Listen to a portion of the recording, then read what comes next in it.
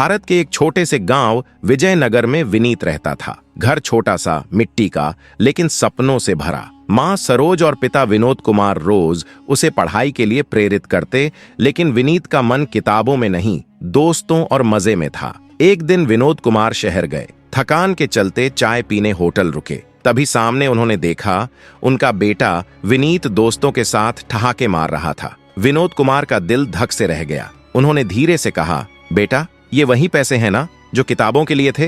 विनीत ने झूठ का मास्टर स्ट्रोक लगाया। बाबा, छुट्टी थी, स्कूल नहीं गया। विनोद कुमार कुछ नहीं बोले, बस आंखों में दर्द और चिंता लेकर घर लौट आए। उनकी आंखों के सामने उनका बेटा हमेशा की तरह मस्ती में खोया था और घर की गरीबी गहरी होती जा रही थी। माता पिता ने सोचा कि अगर विनीत को विदेश भेजा जाए तो कम से कम वह वहां कुछ पैसा कमाकर अपने और परिवार के लिए मददगार बन सके। उनकी मजबूरी इतनी थी कि उन्होंने घर की छोटी सी जमीन का एक टुकड़ा बेच दिया ताकि विनीत का टिकट और खर्चा निकल सके। और उसी मजबूरी और नसीब ने विनीत को दुबई की उड़ान पर बैठा दिया। चमकते शहर की ऊंची इमारतें, अजनबी लोग और नए अवसर, सब कुछ उसके सामने था, लेकिन असली चुनौती तो शहर के बाहर रेगिस्तान में इंतजार कर रही थी। गरीबी ने उसे वहां मजदूरी में डाल दिया। दिन भर सूरज की तपिश और रेत के बीच कड़ी मेहनत, रातें अकेलेपन और ठंडी हवाओं में बिताना, यही उसकी नई जिंदगी थी। एक रात तूफान आया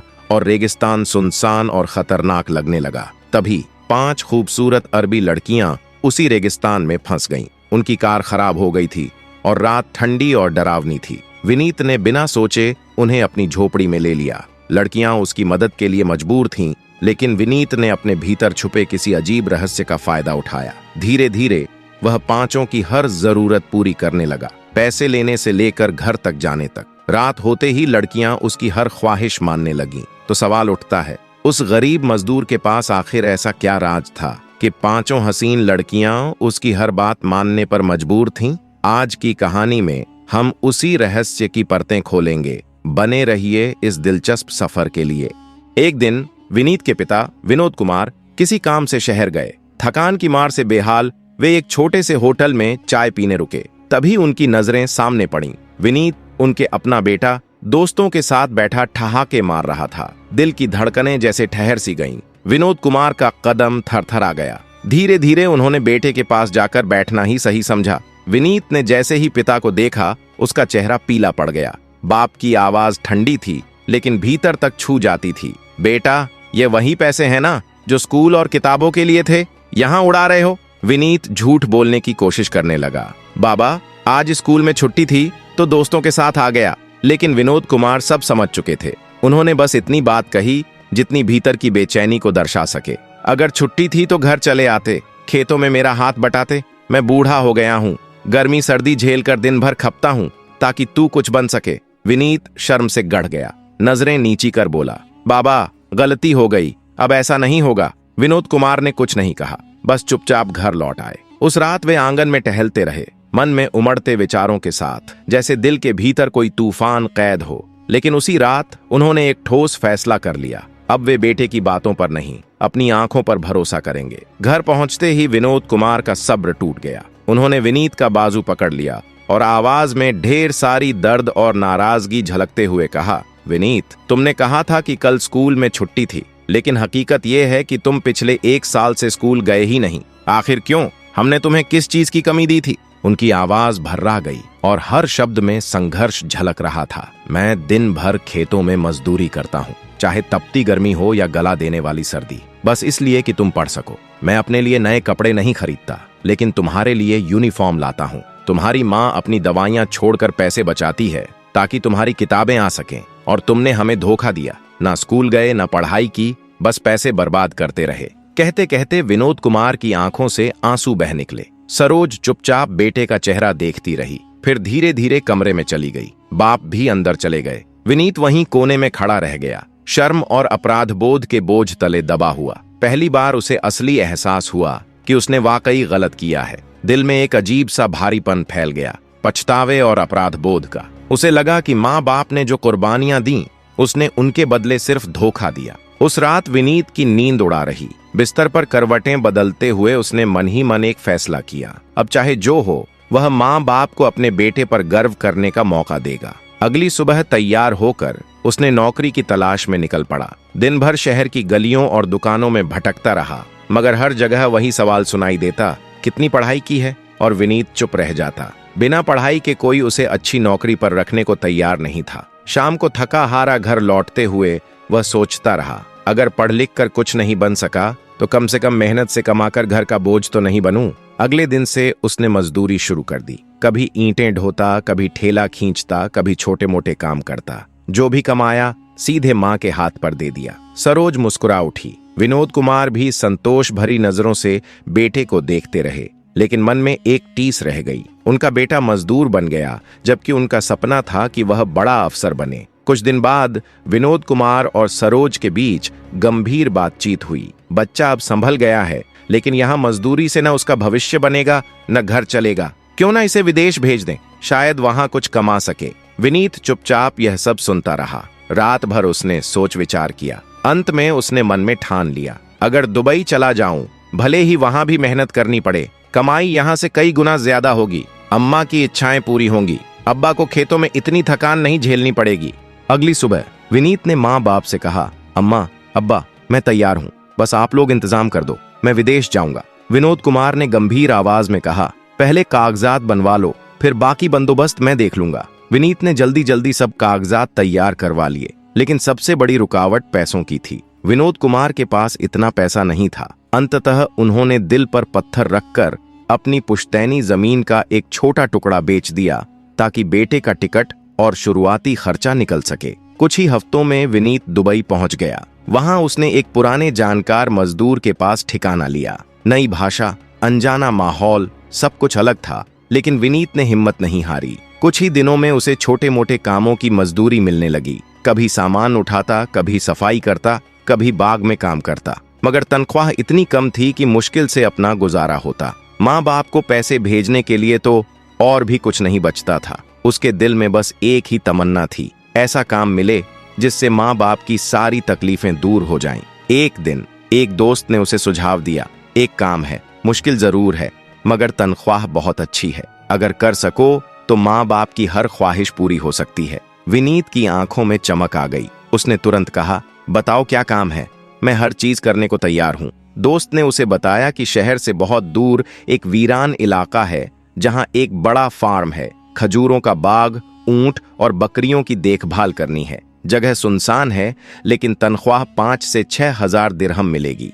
विनीत ने बिना किसी झिझक के हाँ कह दी। दोस्त ने मालिक से बात की, जो पहले से किसी मेहनती मजदूर की तलाश में था। मालिक ने खुश होकर कहा, बहुत अच्छा हुआ, मुझे तो तुरंत आदमी चाहिए था, कल ही ले आओ। अगले दिन अमीराती मालिक खुद गाड़ी लेकर आया और विनीत को साथ बिठाकर रवाना हुआ। विनीत खिड़की से बाहर देखते हुए रेगिस्तान की सूखी और सुनसान धरती को निहार रहा था। दिल में बार बार वही सवाल घूम रहा था, आखिर यह जगह कब आएगी? गाड़ी शाम को चली थी और सुबह का सूरज निकल आया, लेकिन मंजिल अभी दूर थी। विनीत घबराया। यह वाकई बहुत दूर और सुनसान जगह थी, जैसे दुनिया से कटा हुआ कोई कोना। पूरे रास्ते वह चुप रहा, कभी खिड़की से सन्नाटे में डूबे रेगिस्तान को निहारता, कभी आंखें बंद करके माँ बाप को याद करता। अब्बा खेतों में पसीना बहा रहे होंगे, अम्मा अपनी दवाइयां छोड़कर पैसे बचा रही होंगी, और मैं किसी अजनबी रेगिस्तान में पहुंच रहा हूं। आखिरकार एक दिन और रात की थकान भरी यात्रा के बाद वह वीरान फार्म पर पहुंचा। चारों तरफ रेत, सूखे पेड़ और गहरी खामोशी का आलम था। ना कोई इंसान, ना कोई परिंदा, ना कोई आवाज, सिर्फ सन्नाटा। फार्म के अंदर कुछ बकरियां थीं, कुछ ऊंट और खजूर के पेड़। मालिक ने गाड़ी से राशन का थैला उतारा, दाल, चावल, सब्जियां और पानी के गैलन, और कहा, यह 15 दिन का राशन है, अगली बार मैं 15 दिन बाद आऊंगा। खजूर और जानवरों की जिम्मेदारी तुम्हारी है। इतना कहकर वह चला गया। अब विनीत अकेला था। पहली बार उसे जोर से एहसास हुआ कि वह कितनी वीरान और सुनसान जगह पर आ गया है। उसने मोबाइल निकाला, स्क्रीन पर लिखा था नो सिग्नल। उसके हाथ कांप गए। ना इंसान, ना फोन। मैं कहां आ गया हूं? दिल में घबराहट हुई। भागने का मन हुआ, मगर फिर उसने सोचा, गाड़ी को यहां तक पहुंचने में पूरा एक दिन लगा। पैदल चले तो महीनों लग जाएंगे, और रास्ते में भूख प्यास से जान चली जाएगी। उसने गहरी सांस ली और खुद से कहा, अब यहीं रहना है, जैसे भी हो। कुछ ही दिनों में वह रोजमर्रा के कामों का आदी हो गया। खजूरों की सफाई, बकरियों का चारा, ऊंटों को पानी देना। वक्त के साथ फार्म कोई कैद खाना नहीं रहा, बल्कि उसका ठिकाना बन गया। 1 साल बीत गया। कभी कभी जब दिल घबराता तो वह फार्म के पीछे वाली छोटी सी पहाड़ी पर चढ़ जाता। वहां कभी कभी मोबाइल में थोड़ा सा सिग्नल आता और वह माँ बाप से बात कर पाता। वही कुछ पल उसका सहारा बनते। एक रात तेज आंधी और बारिश में वह सो रहा था कि अचानक चीखने की आवाजों से उसकी नींद टूट गई। वह घबरा गया। इस सुनसान सहारा में रात के इस पहर कौन चीख रहा है? उसने खिड़की से झांका तो दूर गाड़ी की हेडलाइट्स दिखी। दिल ने कहा शायद मालिक आया हो और बारिश में फंस गया हो। वह तेजी से भागा। अंधेरे और बारिश में दौड़ते हुए जब गाड़ी के पास पहुंचा तो 4-5 परछाइयां नजर आईं। दिल में डर सा आया। ये कौन हो सकते हैं? कहीं खतरा तो नहीं? लेकिन जैसे ही उसने लड़कियों की चीखें सुनी उसका दिल पिघल गया। ये तो लड़कियां हैं, मुश्किल में हैं। वो पास जाकर बोला, बहन जी क्या हुआ? क्यों चिल्ला रही हैं? लड़कियां कांपती हुई बोलीं, शुक्र है कोई इंसान तो मिला, हमें लगा कोई जानवर आ जाएगा। हम रास्ता भटक गए हैं, मोबाइल में भी सिग्नल नहीं और गाड़ी भी बंद हो गई है। विनीत ने उन्हें शांत करते हुए कहा, घबराइए मत, मेरे साथ आइए, वहां मेरा रहना है। बारिश से भी बच जाएंगे और थोड़ा आराम भी मिल जाएगा। लड़कियां थोड़ी हिचकिचाईं लेकिन फिर उसके साथ चल पड़ी। फार्म पहुंचकर उसने उन्हें पानी दिया, दिलासा दिया और कहा, अब आप सब सुरक्षित हैं, सुबह होते ही मैं रास्ता दिखा दूंगा। उसके पास केवल एक कंबल और एक तकिया थे। बिना किसी स्वार्थ के उसने दोनों लड़कियों को दे दिए और खुद कमरे के एक कोने में बैठकर रात भर पहरा देता रहा। बाहर तूफान था, बारिश की आवाज कानों में गूंज रही थी, लेकिन उसके दिल में एक अजीब सा सुकून था। इतनी लंबी तन्हाई के बाद आज इंसानों की आवाज सुनने को मिली। पूरी रात विनीत कमरे के एक कोने में बैठा रहा। बाहर तूफान और आंधी का शोर था, मगर उसके भीतर एक अजीब सुकून उमड़ रहा था, इंसानों की मौजूदगी का एहसास। 5 लड़कियां थककर सो चुकी थीं, लेकिन वह जागता रहा। कभी उनके चेहरों को निहारता, कभी मन ही मन सोचता, शुक्र है आखिरकार कोई बात करने वाला, कोई सुनने वाला तो मिला। पिछले 1.5-2 सालों में उसके पास सिर्फ अमीराती मालिक आता था। वो भी हर 15 दिन में एक बार राशन देता और तुरंत चला जाता। लेकिन यह पहला मौका था जब किसी ने उसके साथ एक पूरी रात गुजारी, और वह भी बिना किसी लालच या स्वार्थ के। सुबह होते ही विनीत ने चूल्हा जलाया और चाय तथा नाश्ता तैयार करने लगा। जैसे ही लड़कियां जागीं, वह मुस्कुरा कर बोला, आइए नाश्ता कर लीजिए, फिर मैं आपको रास्ता भी समझा दूंगा। लड़कियां हैरान रह गईं। इतने कम साधनों में भी उसने उनके लिए नाश्ता तैयार कर दिया था। सबने चाय पी, थोड़ा बहुत खाया और फिर कहा, हमें गाड़ी तक पहुंचा दीजिए। रात को तूफान में हम पैदल ही आपके साथ आ गए थे।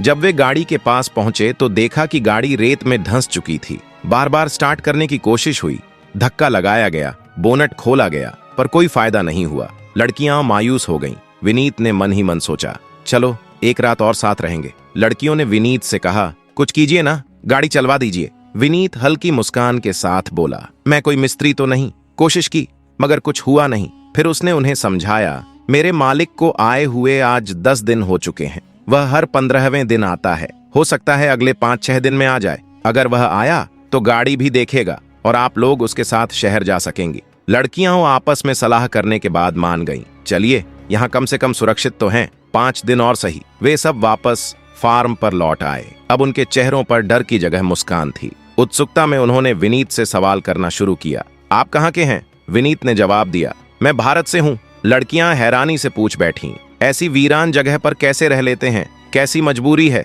विनीत ने गहरी सांस ली और धीरे धीरे अपनी कहानी सुनानी शुरू की। कैसे वह पहले एक नालायक बेटा था, स्कूल से भागता, माँ बाप को धोखा देता, फिर शर्मिंदगी और पछतावे में बदलते दिन कड़ी मेहनत करने लगा, अपनी गलती समझी और आखिरकार दुबई आ गया ताकि अपने माँ बाप का सहारा बन सके। लड़कियां चुपचाप विनीत की बातें सुनती रहीं। उनके चेहरों पर धीरे धीरे एक गहरी हमदर्दी उभरने लगी। एक ने पूछा, क्या सच में भारत में इतनी गरीबी है कि लोग सिर्फ 2 वक्त की रोटी के लिए परदेश चले जाते हैं? विनीत ने नरमी से जवाब दिया, हाँ, आज भी लाखों लोग ऐसे हैं जिन्हें 2 वक्त की रोटी भी नसीब नहीं होती। ये सुनकर लड़कियां हैरान रह गईं। दूसरी ने कहा, हमारे यहाँ तो बचपन से हर चीज आसानी से मिलती है, हमें कभी अंदाजा ही नहीं था कि दुनिया में ऐसी भी जिंदगी होती है। विनीत की सादगी और सच्चाई उनके दिल को छू गई। उन्होंने भारत के बारे में जानना शुरू किया। गांव की नदियां, हरे भरे खेत, मिट्टी के घर, सादी सहमी जिंदगी। उन तस्वीरों को सुनकर वे मन ही मन खो गईं और सोचने लगीं,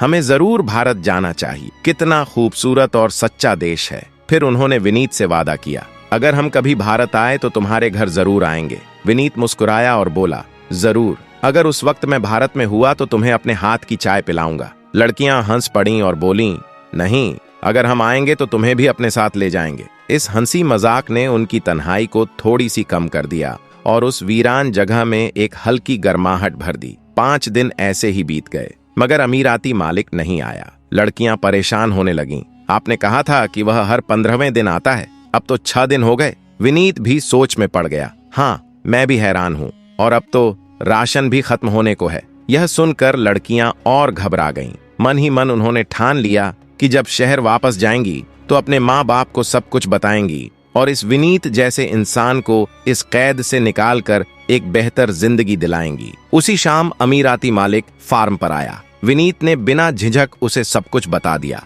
कैसे बारिश में फंसकर यह 5 लड़कियां उसके पास आ गईं और पिछले 5 दिनों से यहीं रुक रही थीं।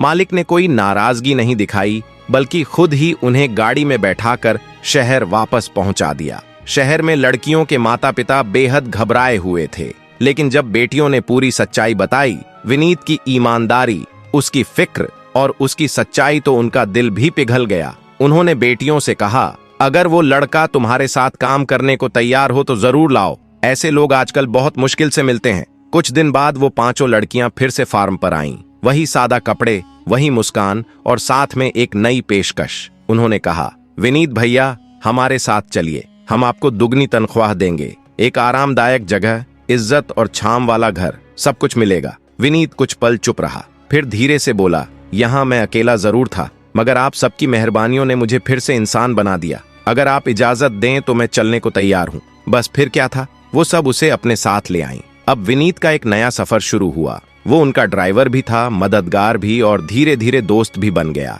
वो बाजार जाता, सामान लाता, गाड़ी चलाता, घर की सफाई करता। लेकिन सबसे प्यारी थी वो शाम जब सब एक साथ बैठते, चाय पीते और हंसी झांक करते। अब वो 5 लड़कियां उसे सिर्फ एक नौकर नहीं, बल्कि एक साथी मानने लगी थीं। दोस्त, भरोसेमंद इंसान और अपनेपन की एक छांव। विनीत भी उनके साथ खुलकर हंसने लगा था। अपने बचपन की शरारतें, मांझी की गलतियां और माँ बाप की कुर्बानियां सब उनसे बांटने लगा।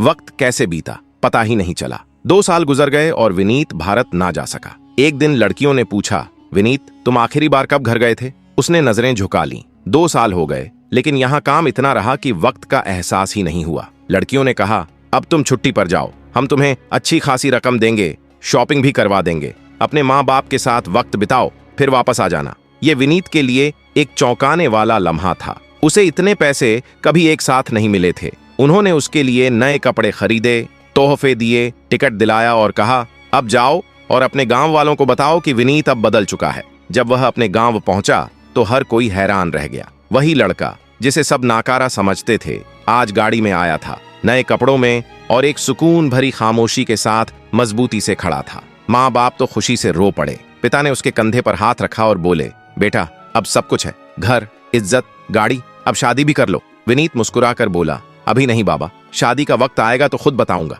अभी तो दिल वापस जाने को कर रहा है। कुछ दिन बाद उसने माँ बाप से रुखसत ली। मैं फिर दुबई जा रहा हूँ, अगली छुट्टी में आया तो शादी की बात करेंगे। माँ बाप ने ढेरों दुआओं के साथ उसे विदा किया। वह लड़कियों से लगातार संपर्क में रहा। वापसी से पहले पूछा, आप सबके लिए क्या लाऊं? उन्होंने मुस्कुराकर कहा, हमें कुछ नहीं चाहिए। मगर विनीत खाली हाथ नहीं जा सकता था। उसने हर एक के लिए खास तोहफे खरीदे, बनारसी साड़ियां, कश्मीरी जाफरान, गुलाब जामुन और रंग बिरंगी चूड़ियां।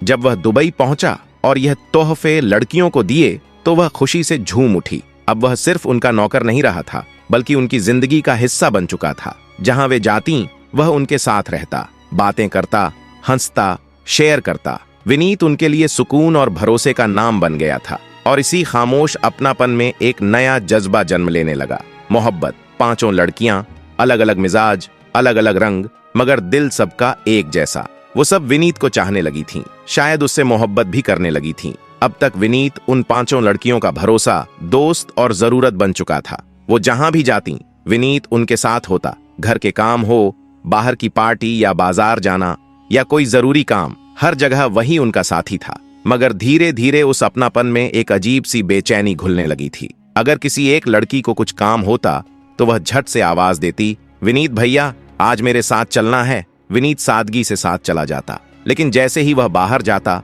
बाकी लड़कियां मोबाइल पर मैसेज भेजने लगती। कहाँ हो, किसके साथ हो, हमें बताया क्यों नहीं। विनीत सीधा साधा इंसान था, बस जवाब देता, आपकी सहेली के साथ एक फंक्शन में आया हूं। मगर सच्चाई यह थी कि उन पांचों के दिलों में अब वह जज्बा उगने लगा था, जिसे न वह एक दूसरे के सामने कबूल कर सकती थी, ना ही अपने आप से झुठला सकती थी। हर एक चाहती थी कि विनीत सिर्फ उसी का हो, उसी के लिए मुस्कुराए, उसी के लिए उसकी बात सुने, उसी के साथ वक्त बिताए। अगर विनीत किसी एक के साथ जरा ज्यादा वक्त गुजार देता तो बाकी के दिल में चुभन उठती। जो सहेलियां कभी साथ हंसती थीं, अब चुप्पी ओढ़ने लगी थीं। आंखों में सवाल थे, लहजों में कसक और दिलों में बेचैनी। शुरुआत में विनीत ने इसे मामूली बात समझा, मगर अब यह रोज का सिलसिला बन गया था। कभी कोई चुप रहती, कभी कोई नाराज हो जाती, तो कभी ताने सुनाई देते। विनीत अब सोचता, तुम्हें बस उसी के साथ जाना है ना, आज तो हमारी बात की जरूरत भी नहीं समझी। विनीत का दिल हिल गया। मैं तो यहाँ इज्जत से काम करने आया था, सुकून मिला था, लेकिन अगर कभी किसी ने अपने माँ बाप को कुछ बता दिया तो मुझे यहाँ से निकाल भी दिया जाएगा, शायद जेल भी हो जाए। एक रात वह छत पर बैठा रहा, ऊपर आसमान को देखता और अपने आप से सवाल करता रहा, मैं क्या करूं, किसी का दिल नहीं दुखाना चाहता, मगर यह रास्ता अब किसी गलत मोड़ की तरफ बढ़ रहा है। अगली सुबह उसने फैसला कर लिया। जब सब लड़कियां नाश्ते पर बैठी थीं, विनीत ने अदब से कहा, अगर आप सब इजाजत दें तो मैं यह काम छोड़ना चाहता हूँ। मैं थक गया हूँ, कोई दूसरा काम ढूंढना चाहता हूँ। सब चौंक गईं, जैसे किसी ने उनके सीने पर वार कर दिया हो। सब एक साथ बोल पड़ी, विनीत क्यों, कोई नाराजगी, किसी ने कुछ कहा? विनीत ने धीरे कहा, नहीं, किसी ने कुछ नहीं कहा, बस मुझे लगता है कि मेरी वजह से आप सबकी दोस्ती में दरार आ रही है। मैं नहीं चाहता कि मेरे कारण रिश्ते बिगड़ें। इतना सुनते ही सब खामोश हो गईं। कुछ पल बाद एक लड़की ने धीमे से कहा, विनीत तुम कहीं नहीं जाओगे, आज के बाद कोई शिकायत नहीं करेगी, बस यहीं रहो जैसे पहले थे। मगर दिल की सच्चाई यही थी कि अब उन पांचों के दिलों में एक नया मुकाबला शुरू हो चुका था। हर एक चाहती थी कि विनीत सिर्फ उसका हो। एक एक करके सबने अपने दिल की बात कह दी। कुछ ने 2 दिन, कुछ ने 3 दिन का वक्त मांगा और सबने शर्त रखी, इतने दिन बाद हमें अपना फैसला बताना। विनीत उलझन में था, दिल में मोहब्बत थी, मगर जवाब देना मुश्किल। मैं किसी एक को चुनूंगा तो बाकी का दिल टूट जाएगा, और मैं कौन, एक ड्राइवर, एक मजदूर जिसका हर खर्च आप लोगों से चलता है। बहुत सोचने के बाद विनीत ने फैसला लिया। उसने पांचों को बुलाया और कहा, आप सब ने मुझे इज्जत और प्यार दिया, मगर मैं सिर्फ एक गरीब भारतीय लड़का हूँ। अगर मैं किसी एक को चुनूं तो बाकी का दिल टूट जाएगा। मैं केवल एक शादी कर सकता हूँ। सब चुप हो गईं। उस रात विनीत अपने कमरे में जागता रहा। मन में एक ही ख्याल था, एक ऐसी लड़की जो खामोश, धीमी आवाज वाली और सबसे ज्यादा मेरा ख्याल रखने वाली थी। उसने हिम्मत जुटाई और उसे फोन किया, क्या तुम मिल सकती हो? मुझे तुमसे एक बहुत जरूरी बात करनी है। लड़की तुरंत आ गई। विनीत ने नजरें मिलाकर कहा, मैं तुमसे सच्ची मोहब्बत करता हूँ। अगर तुम भी चाहो तो हम आज ही भारत जाकर शादी कर सकते हैं। लड़की की आंखों में आंसू थे। वह कुछ पल रुकी, फिर धीरे बोली, मैं अपनी जमीन, अपना आराम सब छोड़कर भारत चलने को तैयार हूँ। विनीत ने उसका हाथ थाम कर कहा, अगर तुम इतनी बड़ी कुर्बानी देने को तैयार हो, हम साथ हैं और हमेशा रहेंगे। मैं भी तुम्हारे लिए धर्म कबूल करता हूँ। अगले दिन दोनों भारत पहुंचे। विनीत ने माँ बाप के कदम छुए और कहा, यही है मेरी हमसफर और जिंदगी का सबसे बड़ा सच। माँ बाप की आंखें खुशी से छलक उठीं। उन्होंने विनीत को गले से लगा लिया और फुसफुसाया, बेटा अब हमें पूरा विश्वास है कि हमारे बेटे ने सही निर्णय लिया। तुम्हारी मेहनत और ईमानदारी ने हमें गर्व महसूस कराया। विनोद कुमार की आंखों में भी चमक थी। उन्होंने विनीत के कंधे पर हाथ रखा और कहा, तुमने जिस तरह अपनी जिम्मेदारियों को निभाया वह किसी भी पिता के लिए सबसे बड़ी खुशियों में से एक है। मिट्टी की खुशबू, घर के पुराने फर्नीचर, बगीचे की हल्की खुशबू, हर चीज अब उनके लिए नई लग रही थी, लेकिन अपनापन और सुकून पहले जैसा ही था। विनीत की हमसफर ने विनीत के माता पिता को नमस्कार किया और धीरे से कहा, मैं उनकी संस्कृति, उनके रीति रिवाज और परिवार का सम्मान करना चाहती हूँ। मैं आपके बेटे के लिए यहाँ हूँ।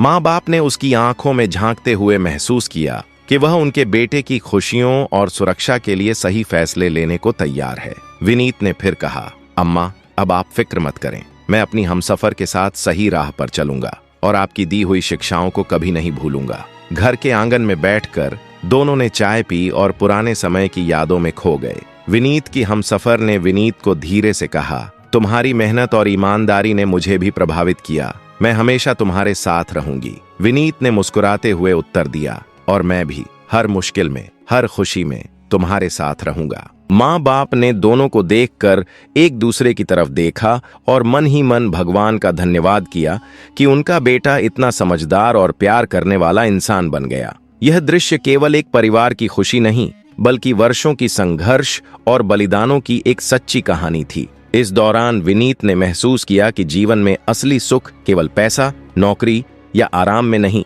बल्कि सच्चाई, भरोसा और प्यार में छुपा है। उसने तय किया कि वह अपनी हमसफर के साथ हमेशा ईमानदार, सहायक और सच्चा बने रहेगा। और इसी सुखद एहसास के साथ विनीत और उसकी हमसफर ने नए जीवन की शुरुआत की। घर में हंसी, अपनापन और भरोसे की गर्माहट फैल गई। विनीत अब सिर्फ एक बेटे, बल्कि एक सच्चे साथी और जिम्मेदार इंसान के रूप में अपनी जिंदगी जी रहा था। अगर आपको यह कहानी जानकारीपूर्ण और प्रेरक लगी हो तो वीडियो को लाइक करें, अपने दोस्तों और परिवार के साथ शेयर करें और हमारे चैनल को सब्सक्राइब करना न भूलें। साथ ही बेल आइकन दबाएं ताकि हमारी आने वाली हर नई कहानी सबसे पहले आप तक पहुंच सके। जय हिंद।